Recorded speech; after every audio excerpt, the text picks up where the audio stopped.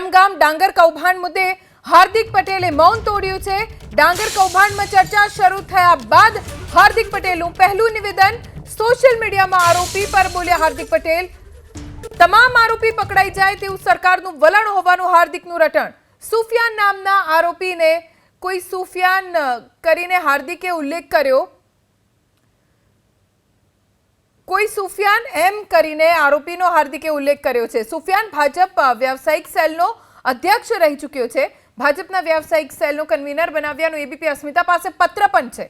સુફિયાનને convener બનાવ્યો હોવાની ABP અસ્મિતાએ ખરાઈ કરી હાર્દિક પટેલ સાથે કેક આપતા આરોપી સુફિયાનની તસવીર પણ વાયરલ થઈ છે। કેક કટિંગ કરતા સુફિયાનને હાર્દિકે કોઈક સુફિયાન કરીને સંબોધ્યો। આખું ગામ જાણે તેવા સુફિયાનને કોઈ સુફિયાન કરી વાત કરે તે મુદ્દે ચર્ચા। સોશિયલ મીડિયામાં બદનામ કરતા હોવાનો હાર્દિક પટેલે દાવો કર્યો છે। એક તરફ હાર્દિક પટેલ અને સુફિયાન નામના વ્યક્તિની તસવીર છે જેમાં હાર્દિક પટેલ તેને કેક ખવડાવી રહ્યો છે। બીજા જે દ્રશ્યો છે એ છે વિરમગામ તાલુકાનો ભારતીય જનતા પાર્ટીનો એ લેટર પેડ જેના ઉપર લખવામાં આવ્યું છે સુફિયાનભાઈ મંડલી કે જેઓ વ્યવસાયિક સેલના અધ્યક્ષ છે। થોડા દિવસ પહેલા પેપરમાં અને એક સરકારે ફરિયાદ કરી કે વિરમગામમાં એક ડાંગરનું કૌભાંડ થયેલું છે। ઘણા બધા લોકો ફેસબુકમાં અને વોટ્સઅપમાં પેપરના કટિંગો મૂકતા હોય છે કે સરકારની રહેમ નજર હેઠળ કૌભાંડ થઈ ગયું। મારે એ બધાના ધ્યાને થોડુંક મૂકવું છે કેમ કે ઘણા ગામડાના માણસો હોય, ઘણા નિર્દોષ માણસો એને હકીકત ખબર ના હોય। જે કૌભાંડ ડાંગરની અંદર થયું છે એની ફરિયાદી સરકાર પોતે જ બની છે। એટલે કે વિરમગામના મામલતદાર જ એના ફરિયાદી બન્યા છે, એટલે સરકાર જ એની ફરિયાદી બની કહેવાય। અને જે પણ કંઈ આરોપી છે એમાંથી લગભગ 6 કે 7 આરોપી તો સરકારી ત્યાં ગોડાઉન મેનેજર ને ગોડાઉન પર કામ કરતા લોકો છે અને એક કોઈ સુફિયાન કરીને છે, એટલે ટોટલ 7-8 લોકો છે એવા આરોપી। એમાંથી 3-4 લોકોની ધરપકડ થઈ છે અને 5-1 જણા બાકી છે। આપણા માધ્યમથી પોલીસને અને સરકારને સ્પષ્ટ સૂચના અને વિનંતી છે કે આવા આરોપી કોઈ પણ હોય, લે ભાગુ તત્વો હોય એની ધરપકડ થાય અને જે પણ કંઈ થોડા ઘણા ખેડૂતો બાકી રહી ગયા હોય, જે કૌભાંડ થયું હોય એ ખેડૂતોને ન્યાય મળવો જ જોઈએ। બીજી એક મહત્વની વાત કે જ્યારે ઘણા ખેડૂતોને પૈસા નહોતા મળતા ત્યારે આ બધા ગોડાઉન મેનેજરોને ને ઉપર પુરવઠા અધિકારીને એમની ઉપર પ્રેશર કરીને નળકાંઠાના કેટલાય ખેડૂતોના પૈસા આપણે જાતે અપાયા છે। પણ ઘણા વિરોધીઓ હોય જેને આવું સોશિયલ મીડિયામાં અને ફેસબુકમાં મૂકીને લોકોને ગેરમાર્ગે દોરવાનું કામ કરતા હોય, પણ મારે એમને કેમ સમજાવું કે જ્યારે એમને સંઘર્ષના સમયમાં આંદોલનની ભૂમિકામાં હતા ત્યારે આવા રોજ ષડયંત્રો અમારી વિરુદ્ધમાં થતા હતા તો પણ અમે અડીખમ ઉભા રહ્યા અને આજે વિરમગામ વિસ્તારના લોકોની સેવા કરી રહ્યા છીએ। એટલે આરોપ પ્રત્યારોપો ષડયંત્રો આવું બધું ચાલતું રહેવાનું, એનાથી કોઈ ગભરાવાની જરૂર નથી। આજ મામલે વધુ જાણકારી અમારા સંવાદદાતા હિરેન રાજગુરુ પાસેથી પ્રાપ્ત કરીશું। હિરેન, 2 સવાલ ઊભા થાય છે। એક તો હાર્દિક પટેલ હવે કેમ બોલ્યા જ્યારે સોશિયલ મીડિયા ઉપર આરોપો થયા, જ્યારે હાર્દિક પટેલ ઉપર સવાલ ઊભા થયા, અને બીજું વિરમગામનો જ હોદ્દેદાર જ કહેવાય કેમ કે વ્યવસાયિક સેલનો અધ્યક્ષ છે સુફિયાન, એને કોઈક સુફિયાન કરીને હાર્દિક પટેલ જે વિરમગામના જ ધારાસભ્ય છે એ સંબોધે તો એમાં તેમના જે શબ્દો છે એ માનવા કેટલા યોગ્ય?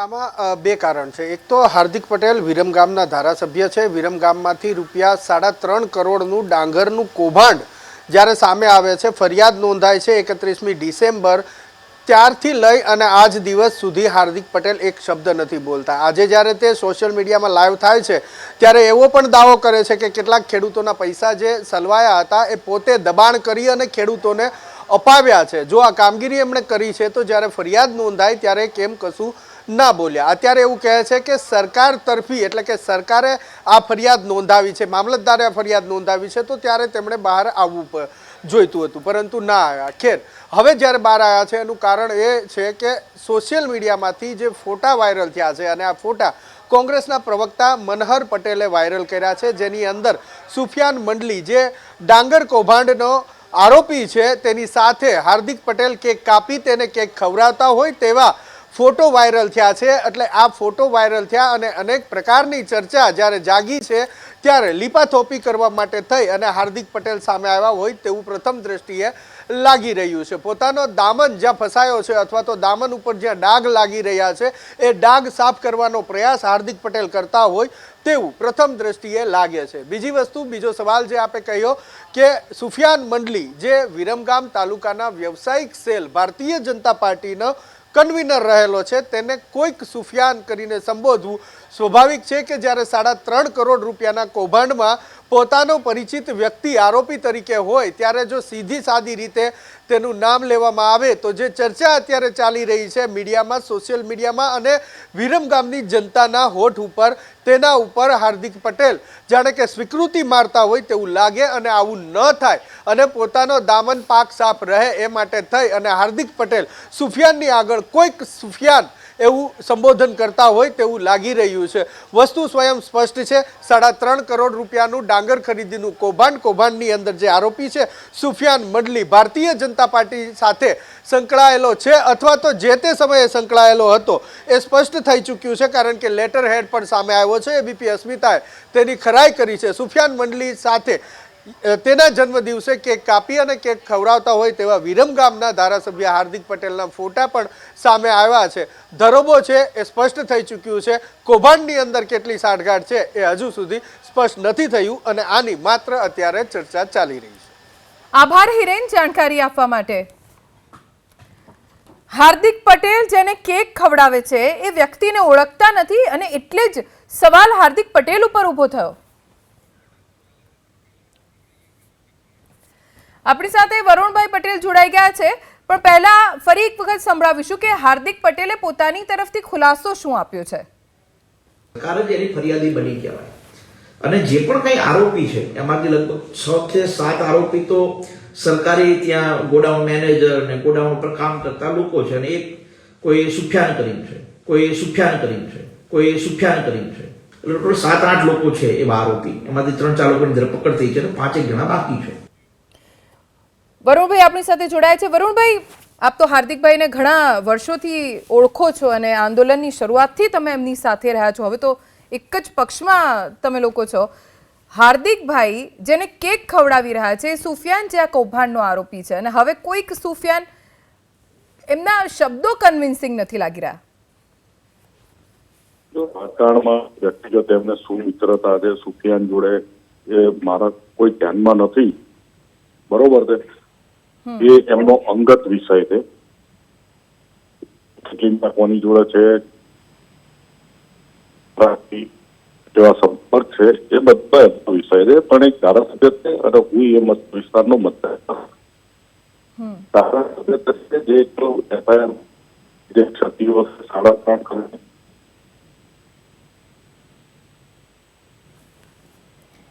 વરુણભાઈ આપનો અવાજ નથી આવી રહ્યો, ફરીથી સંપર્ક કરવાનો પ્રયત્ન કરીશું. આભાર એબીપી અસ્મિતા સાથે વાત કરવા માટે.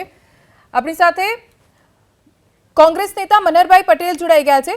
મનહરભાઈ, હાર્દિકભાઈનો એક વિડીયો જેમાં સ્પષ્ટતા આપી રહ્યા છે, ડાંગર કૌભાંડને લઈને તેમની સ્પષ્ટતા છે અને જે વ્યક્તિને કેક ખવડાવી રહ્યા છે એને ઓળખતા પણ નથી.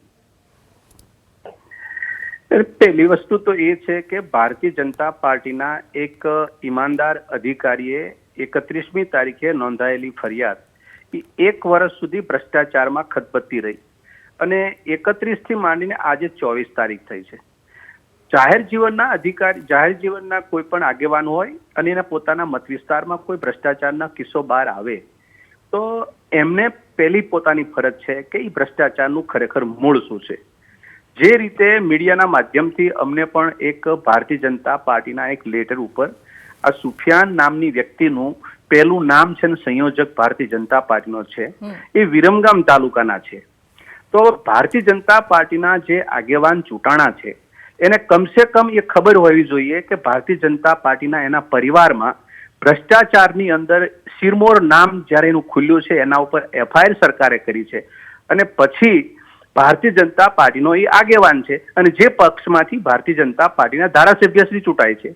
જે આ બધી બાબતો છે ને એ નિષ્પક્ષપણે તપાસ થાય તો દૂધ અને દૂધનું પાણી થઈ શકે. પરંતુ આ ગુજરાતની ભાજપા સરકારને મારો સીધો પ્રવક્તાને સવાલ છે કે સરકારી રાહે તમે જે ભ્રષ્ટાચારનો કિસ્સો ઉજાગર કર્યો છે, તમારી સરકારે જે નિષ્પક્ષ રીતે એક મામલતદારે ફરિયાદ કરી છે, એની અંદર જે સુફિયાન નામની વ્યક્તિ જે તમારા ભાજપાના આગેવાન છે એવું તમે સ્વીકારો છો પહેલા કે નથી સ્વીકારતા? આ લેટર એ પાછો અમરેલીની જેમ ખોટો લેટર તો નથી ને? બીજી વાત, ભારતીય જનતા પાર્ટીના ચૂંટાયેલા ધારાસભ્યની ફરજમાં બીજું શું આવે?